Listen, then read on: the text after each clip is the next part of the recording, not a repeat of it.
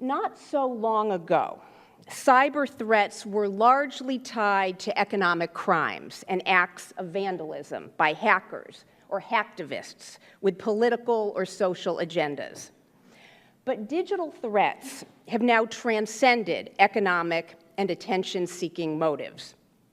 As you know, late last year, North Korea launched a destructive attack against Sony Pictures, destroying systems and wiping out data, along with the more sensational public posting of unreleased movies and confidential emails.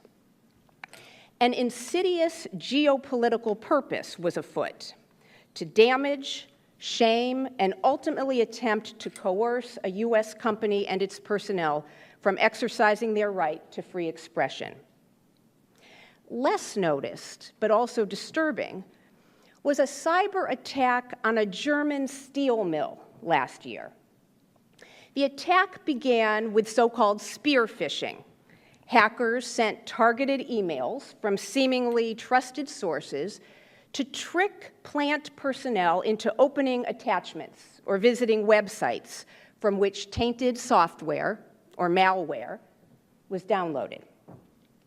That malware allowed hackers to steal computer login credentials from people who worked at the plant.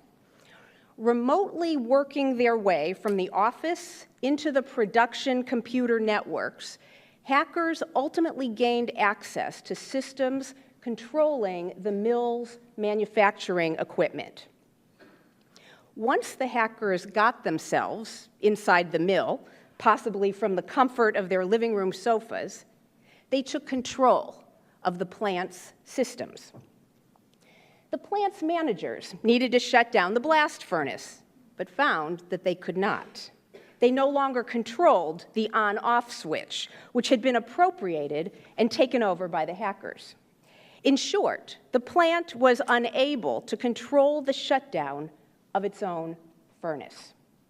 And to think, it all began with an email. This certainly is a wake-up call. Some of our nation's most prominent health insurers, Anthem, Premera, and Care First, were also targets of attacks this year. The attackers stole names, birth dates, and street and email addresses, and also, in some cases, took medical identification and social security numbers. In government, we are also not immune to the threat. This spring, we all know that the Office of Personnel Management announced a series of cybersecurity incidents and vulnerabilities that exposed sensitive personnel records and security clearance files of 21.5 million current and former federal employees and contractors. The stolen records included detailed biographical information spanning from where people lived, worked, and were educated, to their relatives, friends, neighbors, and business associates, as well as sensitive health, criminal, and financial information. The health insurance and OPM breaches are particularly alarming given the high black market value placed on private health data as a tool for extortion, fraud, and identity theft. Personal information can also provide adversaries of the United States with information to target individuals for espionage or physical harm.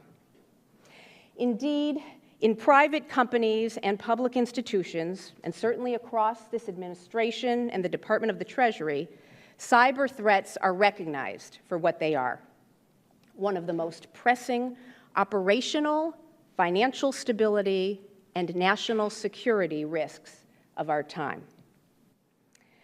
So, how do we respond?